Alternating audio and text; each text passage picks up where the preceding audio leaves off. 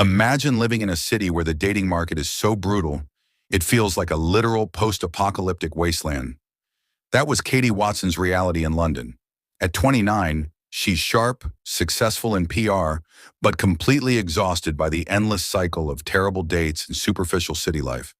But then, a statistical anomaly changes everything. What if I told you there's a place where women are so heavily outnumbered that the local dating market completely flips?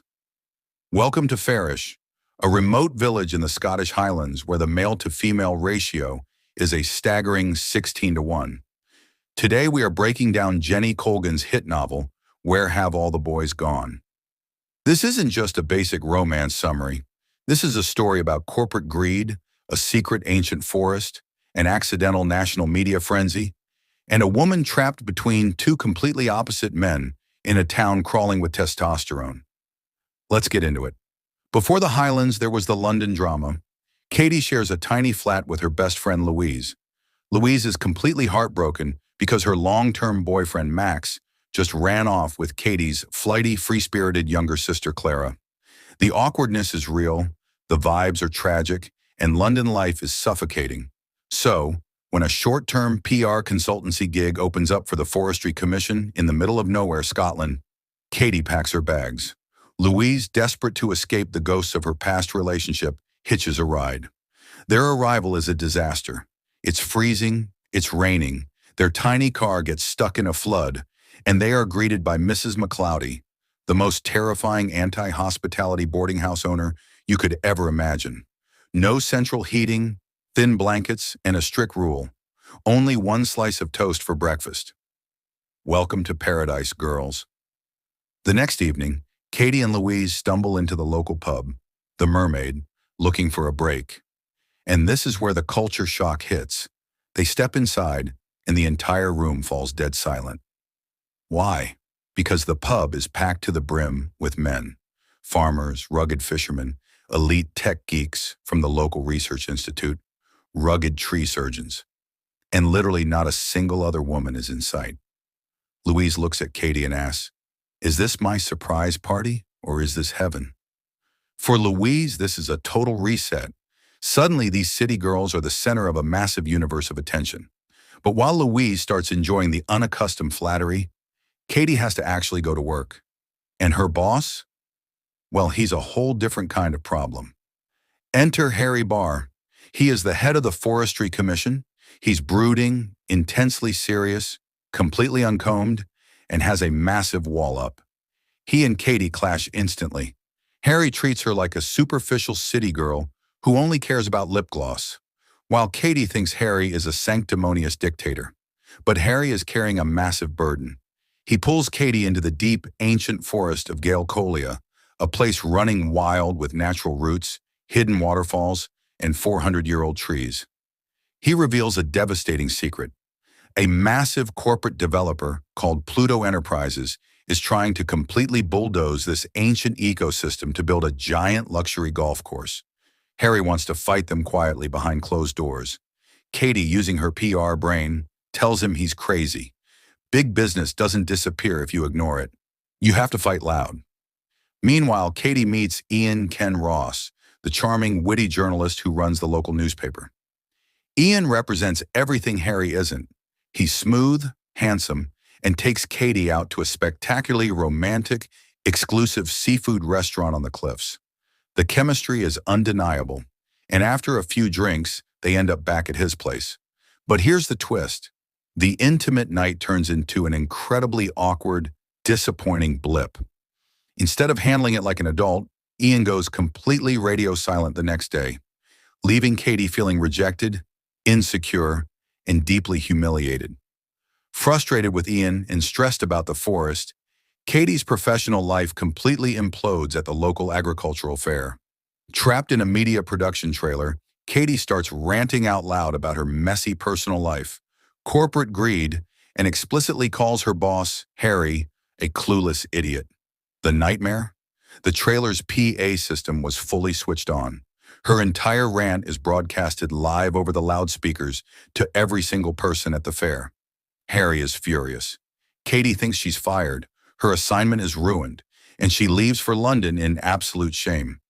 But a funny thing happens when a crisis goes public. The entire town rallies behind the cause. Ian publishes a massive front-page feature using Katie's talking points. The story catches fire nationally. Katie is invited onto major Scottish radio stations, and eventually she and Harry are booked on the biggest tea time TV show in the UK, Richard and Judy. During the live TV broadcast, Katie explains that the town is already facing a massive crisis because there are no women, and the last thing they need is hundreds of male corporate golfers taking over. The TV show goes viral, but not just for the environmental message. Single women across the country hear about this mystical village with a 16-to-1 male ratio, and they descend upon Farish like a literal flood. Tour buses, bachelorette parties, and single women fill the streets. The local tech geeks are grinning from ear to ear, the local pub is overwhelmed, and the quiet village turns into a chaotic festival. Katie is sent back to Farish to manage the chaos and organize a massive fundraising Midsummer Night's Ball at a local manor house to fund the legal battle against the developers. As Katie digs deeper into the corporate files to prepare for the ball, she uncovers the ultimate bombshell. The ruthless corporate developer trying to destroy the forest is actually Ian's father. Even worse, the real reason Harry and Ian hate each other goes back to childhood. When they were 12, Harry's mother fell tragically ill. Ian's father forced Ian to stay away from Harry's family to protect their corporate image. Harry felt abandoned by his best friend during the worst moment of his life, and Ian was too intimidated by his father to ever fix it. This all builds up to the night of the grand midsummer ball.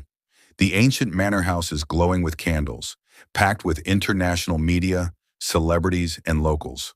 The highlight of the night is a charity slave auction where the local men are auctioned off for dates to raise funds. During the auction, Ian's father marches into the ballroom with a group of wealthy corporate investors prepared to shut the event down.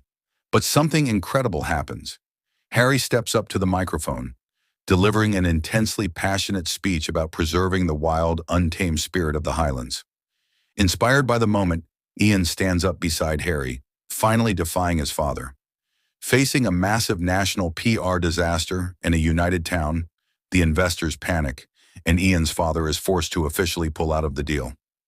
The forest is saved, but as the crowd cheers, Katie looks at the two men. Ian tries to apologize for his behavior, but Katie realizes something profound. Ian is charming, but he's weak. He didn't call because he was insecure. On the other hand, Harry, the man who drove her crazy, the man who seemed so grumpy, was the one who actually stood by her, worked with her, and fought for the things that mattered. Before she can say anything, her phone rings. Her sister Clara has gone into labor early in London. Using a private plane lent by a celebrity guest at the ball, Katie and Louise rush back to the city. Back in London, the baby is safely born. Louise decides she's completely done with city life and announces she's moving back to Scotland permanently to be with Craig, the local vet. Katie is left walking across Waterloo Bridge alone at sunrise, still wearing her red satin ball gown from the night before. She looks at the smoggy, noisy city and feels a profound sense of loss. She assumes her time in the Highlands was just a beautiful, chaotic dream. She thinks she backed the wrong horse and lost her chance at real love. Suddenly, a car screeches to a halt behind her. Harry Barr steps out. He has driven 12 hours straight through the night from Scotland to London just to find her. He steps up to her on the bridge, completely dropping his guard, and admits he was a jealous, stubborn idiot. He tells her that his life was completely empty without her disrupting it, and begs her to come back with him to the Highlands. Katie runs into his arms, realizing that she doesn't care about city lights or corporate ladders anymore. Because home isn't a place on a map, it's wherever the person you love is. They get into the car and head back north, leaving the big smoke behind for the clean sky of the mountains. And that is the chaotic, beautiful story of Where Have All the Boys Gone? If you love this cinematic book breakdown, make sure to smash that like button, subscribe to the channel for more storytelling summaries, and let me know in the comments below. Would you survive a 16-to-1 dating market?